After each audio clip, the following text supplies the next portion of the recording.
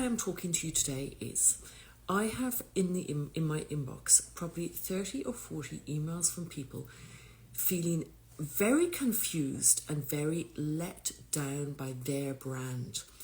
So the emails all have a very similar tone to them. The tone is that they've had a baby and they have been following the bedding advice on the packaging of their product. For example, they might have a Love to Dream wrap or a Love to Dream sleeping bag, or they might have an Ergo Pouch wrap or an Ergo Pouch sleeping bag.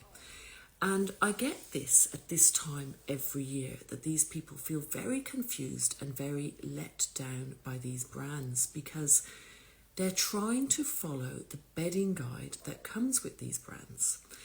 And I'm also confused by bedding guides that come with various brands. And I'll try to explain a little bit about these guides and about why Save Our Sleep's different. So the emails I get from people are like saying, we're really confused because our friends use Save Our Sleep. Their baby sleeps 12 hours straight at night. We use such and such brand and our baby was sleeping 12 hours straight, or it might be 5 or 6 hours depending on the age of the baby, and now our baby is waking multiple times a night. And when they've chatted to their friends have said, well, with Save Our Sleep, we use blankets. And then the people are like, well, but my product says not to use blankets. And this is where the confusion comes from. So I thought I would dive deep into these guides that come with product and let's have a think and a chat about them. So it's my understanding that it's all stemmed from the same company. So there is a fantastic product in the United Kingdom called a Grow Bag. And they got the name Grow Bag, because, and it's a brilliant name, because somebody said one night, oh, it's like you put your baby into a bag and they grow. Because, you know, babies grow at night. Now, we know how babies grow. They don't go to bed and grow a tiny little bit every night. Babies will be the same size, then they go through a growth spurt and boom, they'll grow 3, 4, 5 centimetres in one night. Very, very interesting. A lot of people think babies go to bed and they just grow a tiny bit each night. Not the case. They go to bed this size, they grow that much at night, they wake up the next day that much bigger. That is why they get growing pains and that's why they have growth spurts.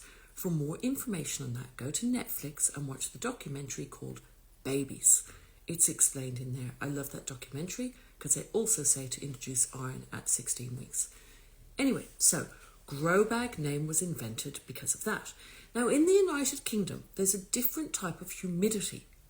So babies can sleep all night in just a Grow Bag and no bedding, and they stay on their back with their face and head uncovered. And the heating in the homes in the United Kingdom is also very different. So babies are able to sleep really well in just a sleep bag. I believe that these companies in Australia who decided to make sleeping bags have copied these charts. They've copied the United Kingdom Grow Bag Safe Sleep charts. These charts don't work in Australia. And what happens in Australia is if you follow those charts, your baby is three things are going to happen. Is it 3 or 4 things? 1, your baby's going to start waking at night. So the first thing is your baby's going to wake more often at night, and this affects their brain. This affects their brain development. Your baby's brain development isn't going to be as good as it could be because they're not reaching deep sleep at night because they're too cold, okay? And also during the day, they're going to catnap and their brain development is poor during the day. That's the first thing that happens. The second thing that happens is mums and dads have to get up often at night to their baby, and this can cause depression. This is sleep deprivation depression. This is caused by waking up too often at night when you don't really need to, because it's not a newborn baby that you need to feed, it's an older baby who really should be sleeping through the night. It is mistaken for postnatal depression. And it's not postnatal depression, and it means that all the families out there who are really suffering from postnatal depression can be missed because people just think they've got sleep deprivation depression. It's a different thing, okay? So that's the second thing that happens. The third thing that happens is once your baby is old enough, if you're following the incorrect bedding guide, they will flip to their tummy. And that is a really, really dangerous sleeping position. Children who sleep on their tummy are more prone to SIDS, the new name for cot death, and SUDI. Now what's SIDS? SIDS is when they go into the room and they find the baby asleep, or they find the baby has passed away and their face and head is uncovered and they're in the same position they were in when they went to bed the night before. This is my interpretation of SIDS. Behind me we have this book. This book, I just happened to notice it sitting there, is by Anne Diamond. She is like, when I was a child, she'd be like the Karl Stefanovic of the United Kingdom. Everybody knew her, and her little boy Sebastian on the front cover of that book passed away from SIDS. That's when my life changed. My brother had died of SIDS, but when Anne Diamond's little boy died of SIDS, I started to educate myself on safe sleep and how to save other children's lives. So, that's what I believe SIDS is. SUDI, the sudden unexpected death of an infant, is different, and this is caused by incorrect bedding.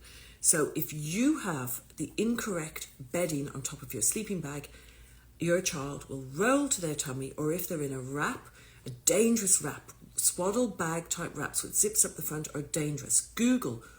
In Australia, we have Red Nose, which is the health authority who tells us about safe sleep. Google Red Nose and influencer guide, and you will find that they say do not use a swaddle bag with a zip up the front. This is because they don't say this, I'm saying this. This is because if a baby gets cold, they roll to their tummy. If they roll to their tummy and put their face in the mattress and put their hands onto their tummies and put their bottom in the air, this is the most dangerous sleeping position.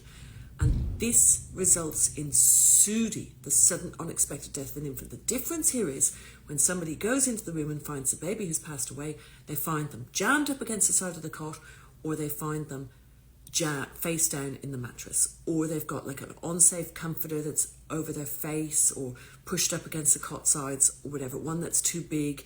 The skirt of a comforter needs to be 30 centimetres by 30 centimetres and should only be put in the cot with a baby over 7 months if you're not supervising them for sleep.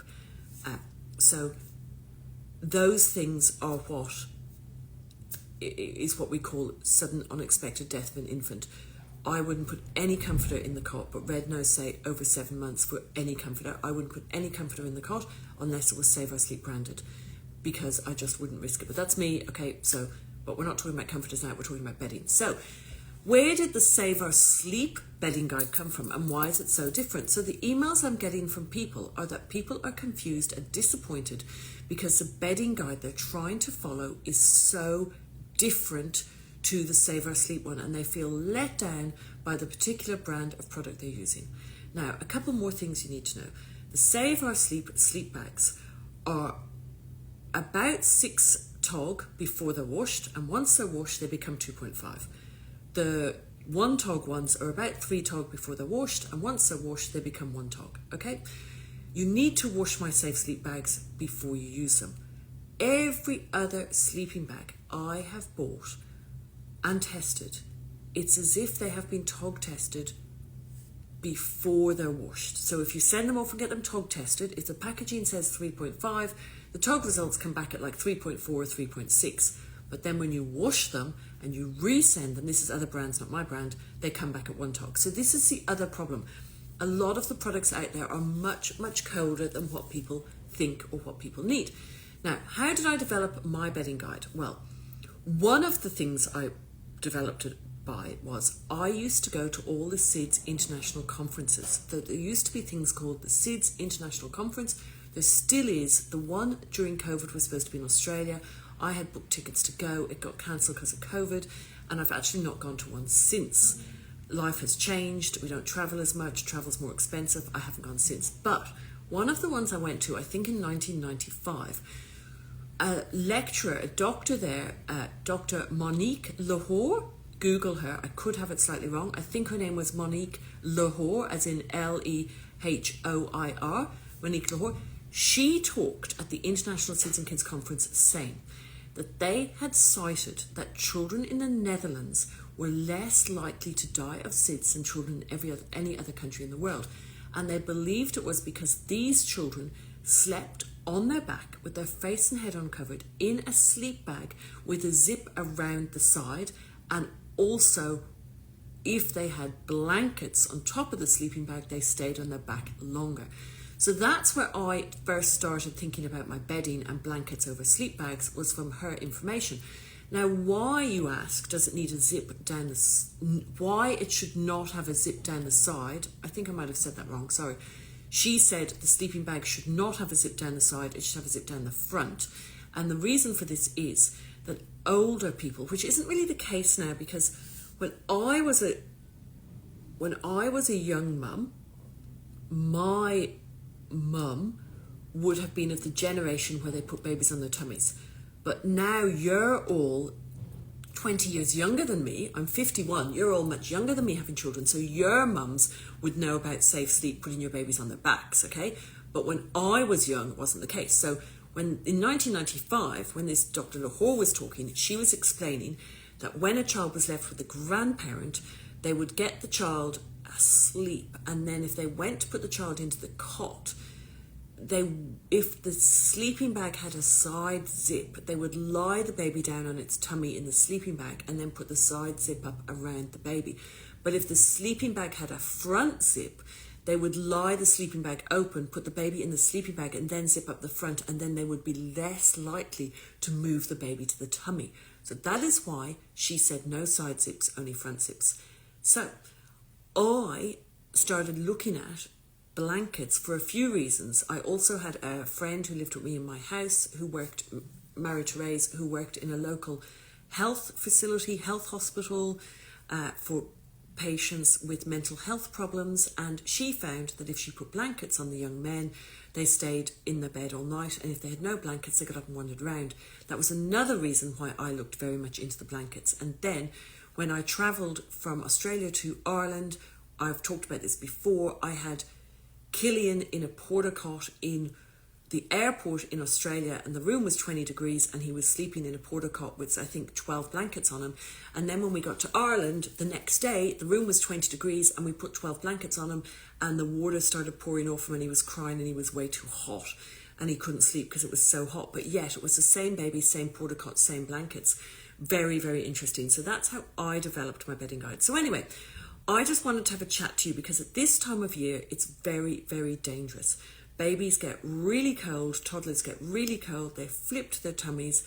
That's the most dangerous way to sleep. Please, please, please consider getting the Save Our Sleep Safe bedding. It saves lives, it keeps babies on their back, it keeps you from getting sleep-deprived depression, from getting up too much. It helps you with your milk supply, because then if you're not feeding too often, you get nice thick creamy milk and so on, and it gets you all a good night's sleep. You cannot put a price on sleep, so please come to our second-hand page and buy some second-hand blankets, or if you really can't afford the safe bedding, contact us and ask us to lend you the safe bedding. We want everybody's baby sleeping safely. We believe in extended back sleeping, where your babies sleep on their back till 2 or 3 years old.